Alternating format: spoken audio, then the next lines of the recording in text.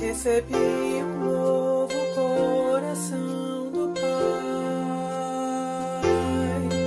coração regenerado, coração transformado, coração que é inspirado por Jesus. Como fruto desse novo coração, eu declaro a paz de Cristo, te abençoo, meu irmão. Preciosa é a nossa comunhão.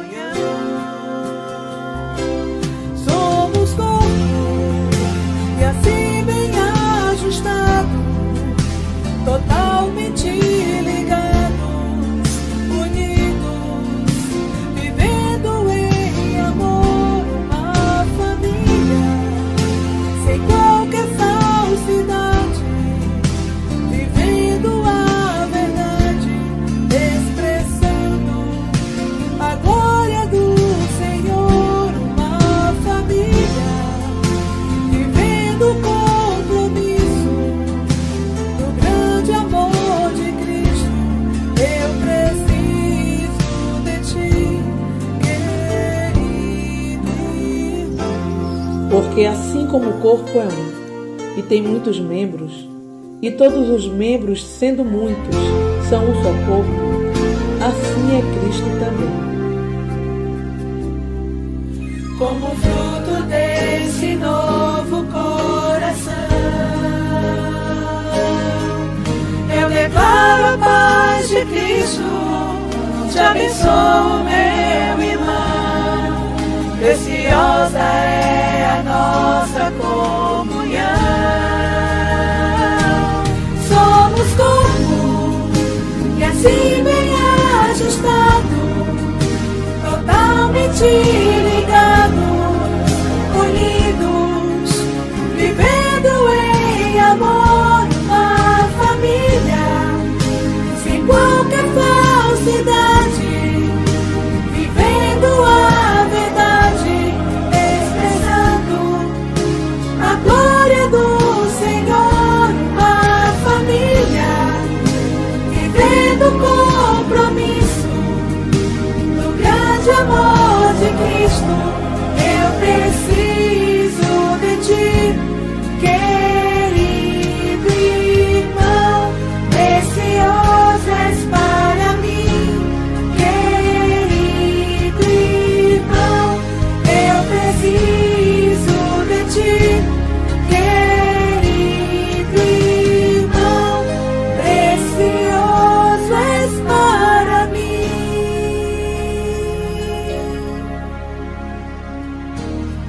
querido irmão.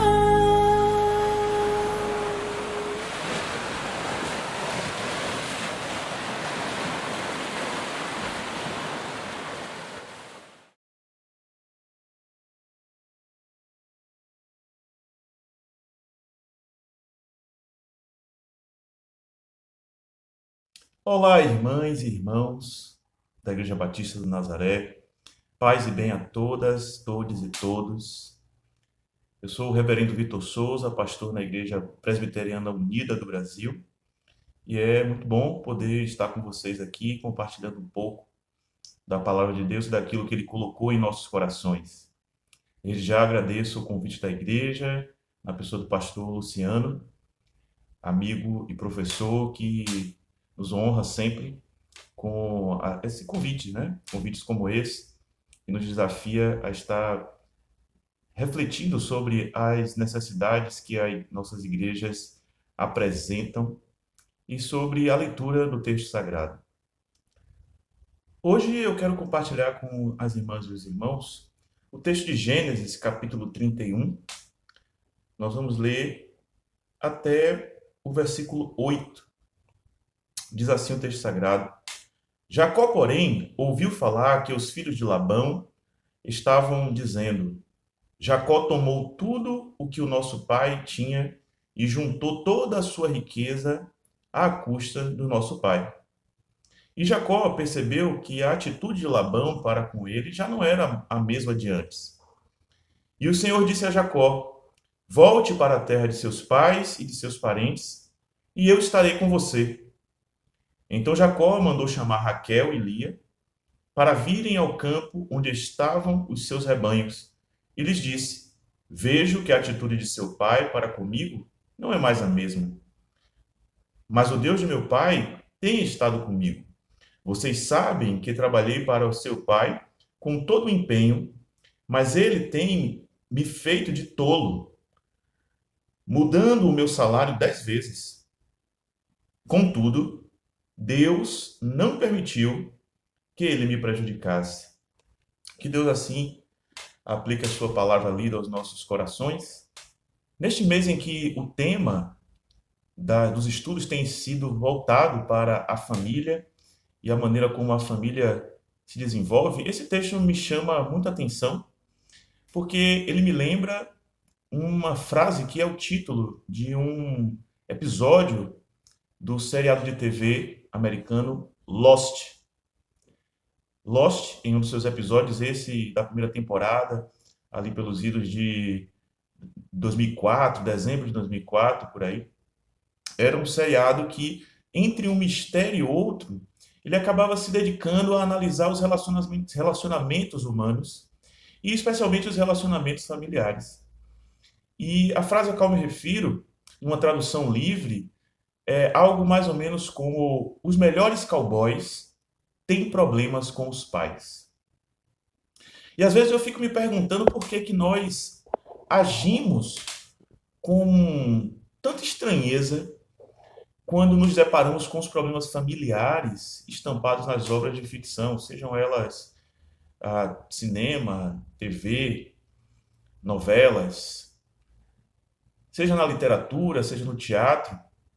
Normalmente a nossa sociedade protesta contra aquilo que ela entende ser os absurdos aos quais nossas famílias estão expostas. Normalmente as perguntas que surgem é: como é que pode? Isso é um desrespeito à família? E acredito que vocês devem já ter ouvido muitas frases e muitos contextos, mas todas parecidas com essa. Mas reflita, pense por um minuto junto comigo: qual é a família que não enfrenta problemas semelhantes aos vividos pelos personagens que nós adoramos criticar? E nem adianta a gente tentar comparar entre os problemas se eles são maiores ou se são menores, porque esse é o tipo de coisa para o qual ainda não se criou uma régua exata. Afinal, se por um lado eu consigo lidar bem com determinada situação, a mesmíssima coisa, a mesmíssima situação pode ser um extremo embaraço para outras pessoas. Na narrativa que nós acabamos de ler, nós somos apresentados a Jacó numa situação em que ele está sendo acusado pelos seus cunhados de ter roubado o sogro, Labão. A história de Jacó, por si só, já é uma história muito complexa de família, né?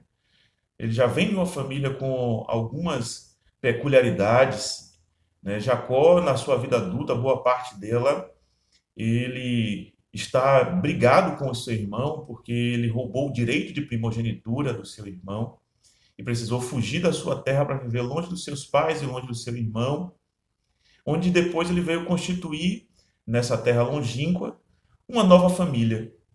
E como qualquer família, a família de Jacó tinha as suas querelas tinha os seus problemas, mas a Bíblia é esse livro que não faz nenhuma cerimônia em exibir aos nossos olhos os problemas desses patriarcas e de tantos outros personagens que povoam a Bíblia.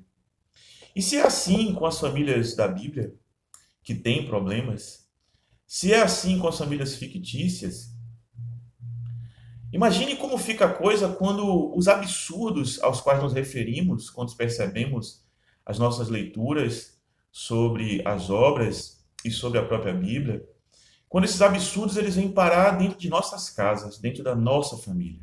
Tem um texto chamado A Espiritualidade na Prática, um livro de um teólogo e escritor chamado Paul Stevens, que ele, com certa moderação, pondera o seguinte: a maioria das famílias são desajustadas.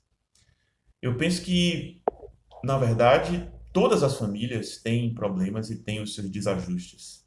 E isso, para mim, é um fato. Mas eu creio que pelo menos um desses problemas, e eu também tenho o meu lado moderado, né, é comum em todas as famílias, que é imaginar que as outras famílias não têm defeitos. Sejam elas fictícias, reais, os nossos vizinhos ou a nossa própria família. E não, eu não estou falando que de agora em diante a gente vai se conformar com os problemas, com as querelas, com as acusações, e que a gente vai aceitar todo tipo de desrespeito porque é assim mesmo e acabou. Não, não é disso.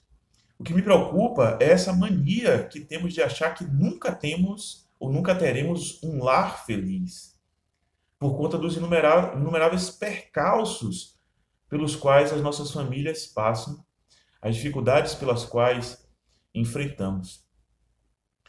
Mas também me parece que nos impormos um padrão tão tão inalcançável, de família feliz, que nós nem percebemos quando impomos esse padrão, que quanto mais assim pensamos, mais mal esse padrão nos proporciona. Essa tal família feliz, a família da propaganda de margarina, essa família padrão, como muitos insistem ainda em chamá-las, elas também são famílias problemáticas. A Bíblia está cheia de exemplos de famílias problemáticas, mas todas as famílias encontram as suas maneiras de vivenciar a felicidade ao longo dos seus relacionamentos. Sobre isso, também o Paul Stevens diz: Deus trabalha nas famílias, mesmo nas mais desestruturadas, como a de Jacó. E o nosso desafio é perceber que esse agir divino está presente nas nossas caminhadas enquanto família. Se é verdade que o caminho da felicidade é calçado de pedras, é inevitável que nós tropecemos lá e cá em uma ou outra dessas pedras. Ou mesmo que nós sujemos a roupa aqui ou acolá. E o ditado popular diz que roupa suja, afinal, se lava em casa. E é importante, e eu acho que vale a pena lembrar, toda casa tem um varal, e esse varal normalmente fica fora de casa.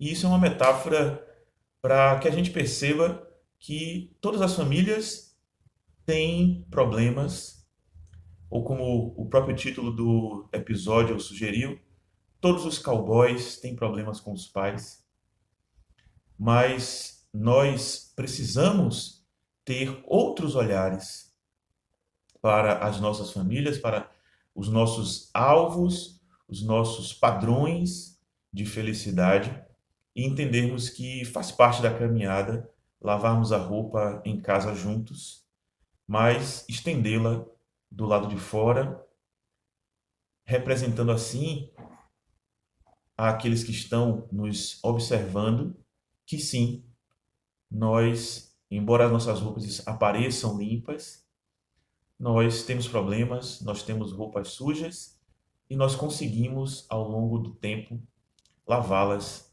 sempre da melhor maneira em nossas casas, em nossos lares. Que Deus assim aplique essa reflexão aos nossos corações e deixo a vocês o meu bom dia, um bom domingo e uma boa semana na presença do Eterno. Um grande abraço.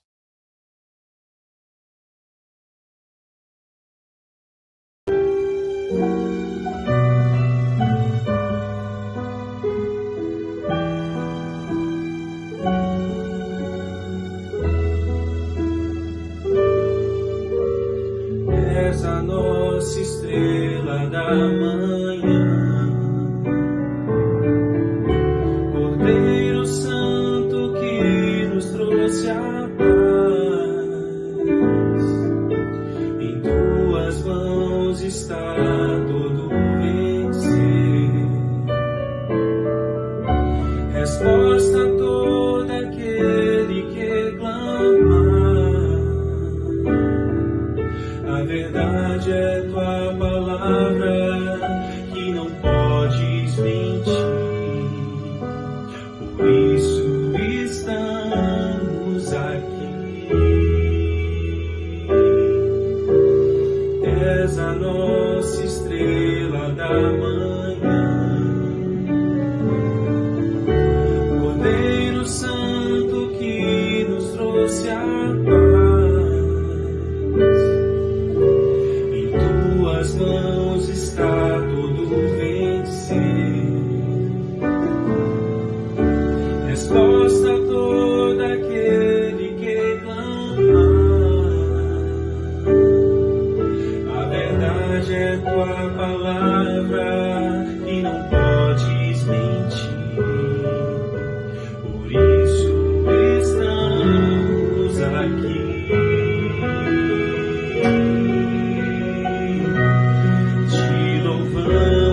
Ó Senhor, pelo teu imenso amor, manifesta o teu perdão e poder, e assim vamos te adorar para sempre.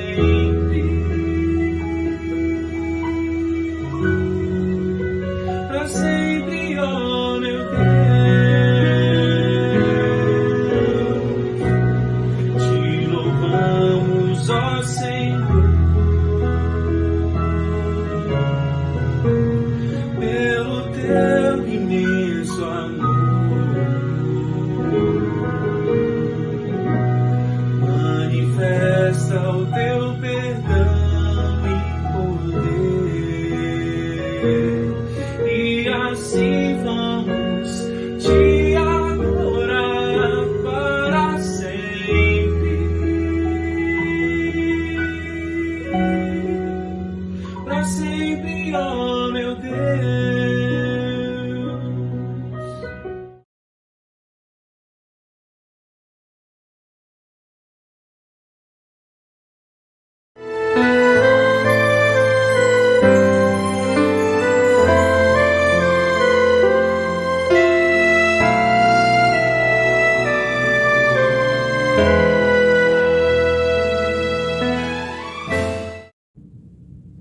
Oi, classe! Domingo passado, nós falamos de como este texto chegou até nós. Fizemos uma introdução e hoje vamos ler o texto. Devo dizer que li e fiquei feliz pelo conteúdo constante dos 3 textos, o que me deu a tranquilidade de concluir que não pastoreei em vão Nazaré durante o período de meu ministério pastoral. Os textos continuam válidos para os dias atuais.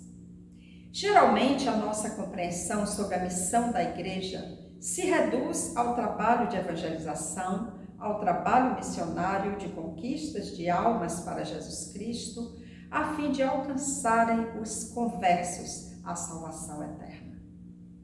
A base bíblica para esta convicção religiosa estão nos conhecidos textos dos Evangelhos de Mateus, capítulo 28, de 18 a 20, Marcos 16, versículo 15. Em Mateus, Jesus, depois da ressurreição, aparece aos discípulos que seguiam para a Galileia e dá-lhes a grande comissão.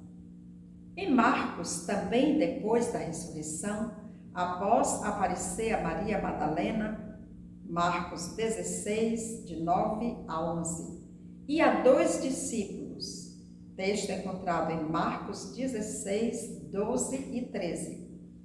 Aparece a todos os 11, censura-lhes a incredulidade sobre a sua ressurreição e estabelece a grande comissão. Tudo indica que a questão do batismo seja um acréscimo posterior, tendo em vista especialmente que não existe documentação que dê consistência a essa ordem. De qualquer modo, a missão da igreja vai muito mais além de uma evangelização, de uma catequese.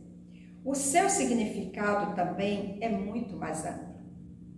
A missão é, em essência, um projeto divino de estabelecimento do reino de Deus no mundo. Hoje, na teologia cristã, missão é definida como missão de Deus, missio Dei. Ou seja, o projeto divino do estabelecimento de um reino da terra de justiça, igualdade, fraternidade, fé e amor, como uma ação permanente e constante de Deus. A missão da igreja assim compreende 3 dimensões: a fidelidade a Deus, o Criador do mundo, da vida e Senhor da igreja, a quem a igreja serve. O cuidado com a natureza, a Mãe Terra, criada por Deus e que nos possibilita viver, e o cuidado com o ser humano, imagem e semelhança de Deus. Na linguagem de Gênesis, capítulo 1, versículo 26. Neste sentido, o trabalho missionário é parte deste projeto global de implantação do reino de Deus. Creio que devemos, antes de continuar, sugerir uma definição de missão e de igreja. Missão é, em primeiro lugar, o compromisso de fidelidade ao Deus eterno, Criador da vida e do mundo, no seu projeto de implantação de seu reino aqui na terra, que na tradição judaico-cristã vem desde os tempos do Antigo Testamento. E igreja é a comunidade de fé que se compromete com o anúncio e o serviço em favor da realização deste projeto divino.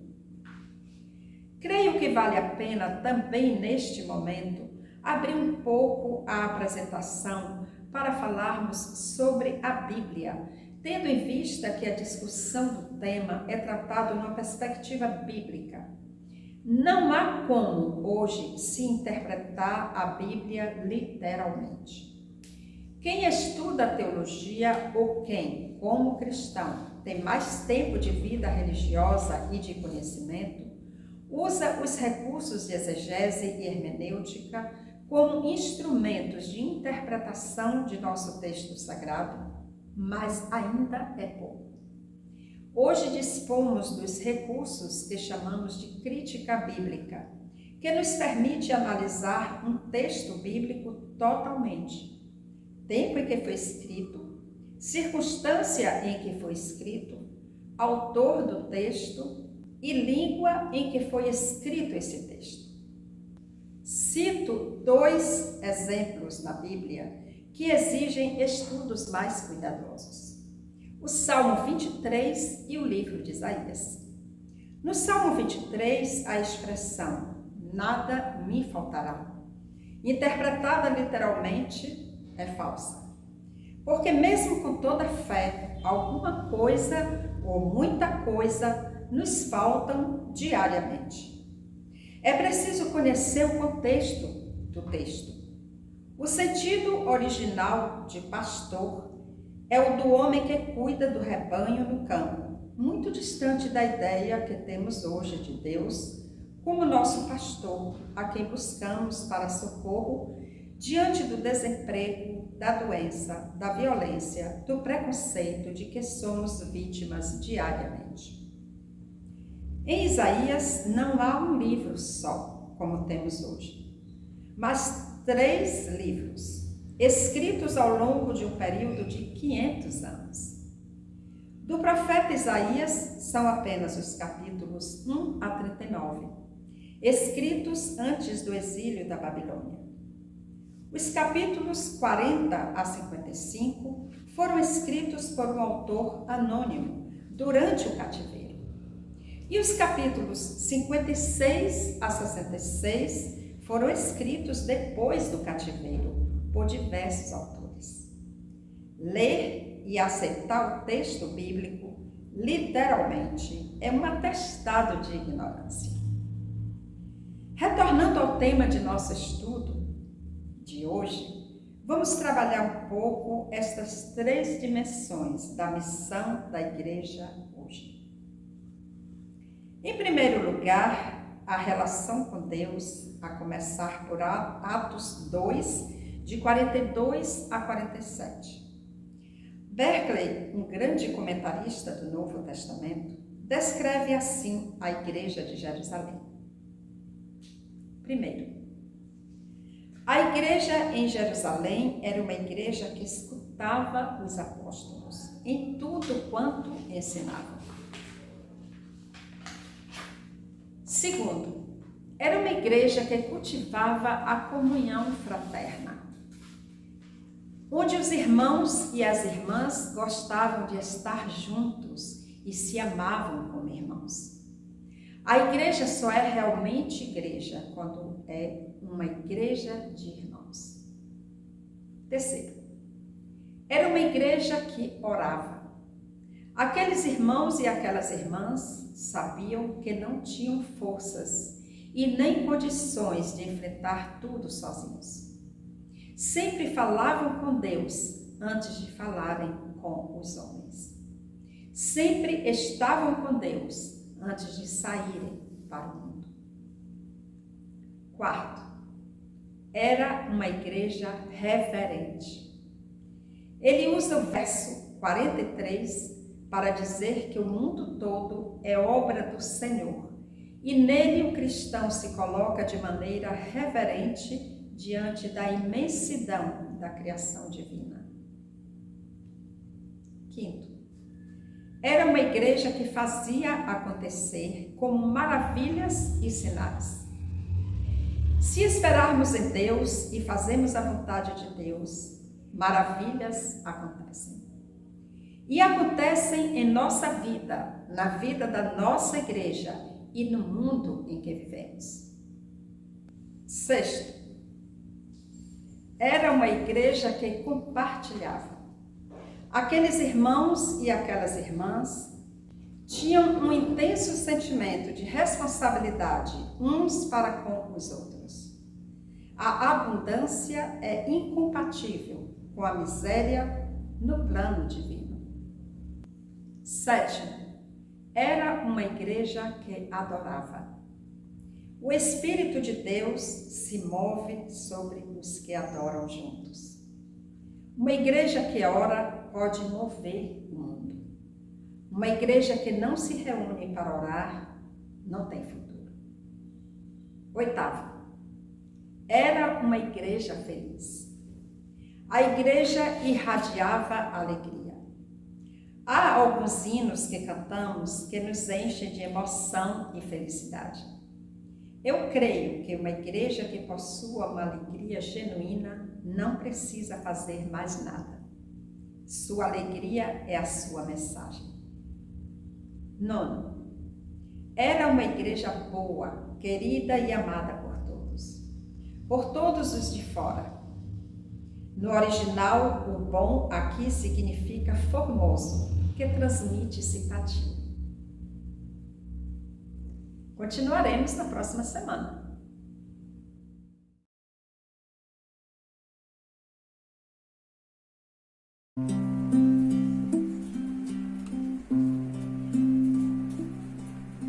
É teu este momento de adoração. Não tenho nem palavras para me expressar. No brilho dessa luz que vem do teu olhar, encontro meu abrigo, meu lugar. E quando estamos juntos, entre nós estás, passando em nosso meio a nos abençoar. E tocas com ternura com a tua mão a cada um que abre o coração. Minhas mãos se elevam, minha voz te louva, o meu ser se alegra quando estou em tua presença, Senhor. Minhas mãos se elevam, minha voz te louva.